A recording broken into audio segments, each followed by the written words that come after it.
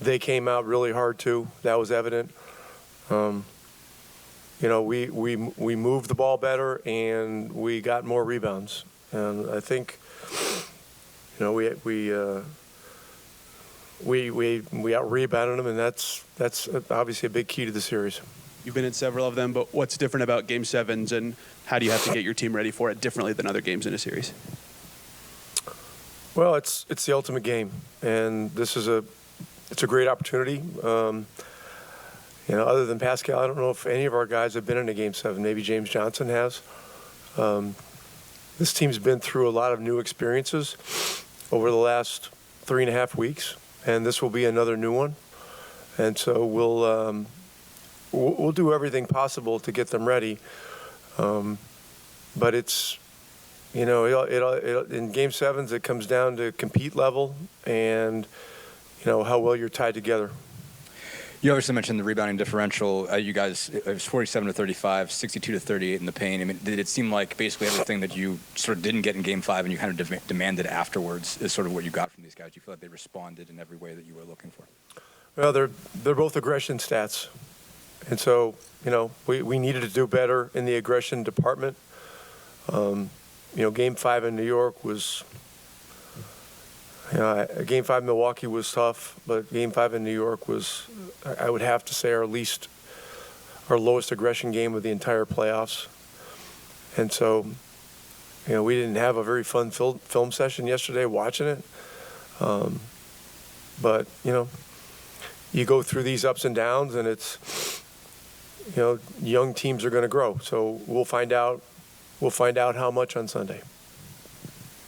You kind of touched on it before, but I mean, you guys got, you got Pascal kind of for games like this. Just how important was having a veteran presence like his when the game could be getting kind of frenetic, particularly in the first half? Look, he's a tremendous player. We got him because we wanted to make the playoffs and be able to advance in the playoffs. But we're also building something that, we're trying to build something special here, and we think he's a special person along with being a special player. So, tonight in the second half, there were some possessions where, he's the only guy on our roster that can manufacture, a 16-foot shot over a 7-foot guy and make it. And he did it 3 or 4 times, in the third and fourth quarter. So, yeah. But listen, in a series like this, you can't sit around patting yourself on the back. I mean, that's what gets your ass kicked the next game. So, we're going to keep our celebrations very short, if at all, after this game, and get ready for Sunday afternoon. Coach, when your team had the lead cut to 5 early in the third quarter, you called a timeout after they went on that 8-0 run or whatever it was. And then you come out, you get a couple big shots. Tyrese hits a 3. What was the message that you were preaching to your team during that timeout to get things turned around? Well, if you count the 3 at the very end of the half and then the technical thing, I mean, they scored. It was like an 8-0 run in about a minute and a half, So that's how quickly things can change in an NBA game. No matter where you are, whether you're home or whether you're on the road. So I didn't have to say much. The guys in the huddle came together and they said, we got to make a stand and we got to go on a run here. And I think we hit a couple threes and we got things back to where we needed to get them. So that was an important point of the game. Yes. During that stretch, I think Aaron tips an offensive rebound, keeps it alive. Just what has his physicality on both sides of the floor meant to you guys in this series? I mean, this series is all about physical. So, we'll take physical anything from anybody.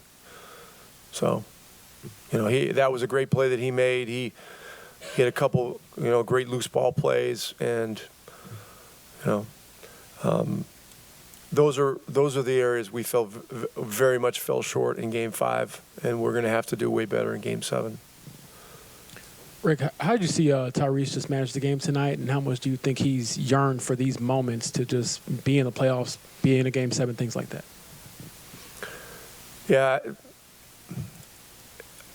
I believe that he understands, what a special privilege it is to play in the playoffs, to advance, to play in the semifinals, and be able to play in a Game 7 on Sunday. I think he has a sense of history. He's a guy that studies the game, and so his aggression, throughout the game was key, because even when he wasn't scoring, it was leading to other good things for us. You obviously got going a little bit in the end, but you guys held Brunson to 2 of 13 shooting in the first half. What did you like about just the force that sort of everybody brought to that matchup? Obviously, more than one guy, but what did you like about just how you guys defended him? He ended up with 31 points, so I'm not going to celebrate, something that happened for, one half of a game. I mean, look, this guy is doing some historic stuff in the playoffs, and he went on a crazy run in the last 3 minutes. He was in there and hit 2 or 3 threes, and got fouled once or something. So there's no resting on him. There's no feeling good about anything with him. It's just.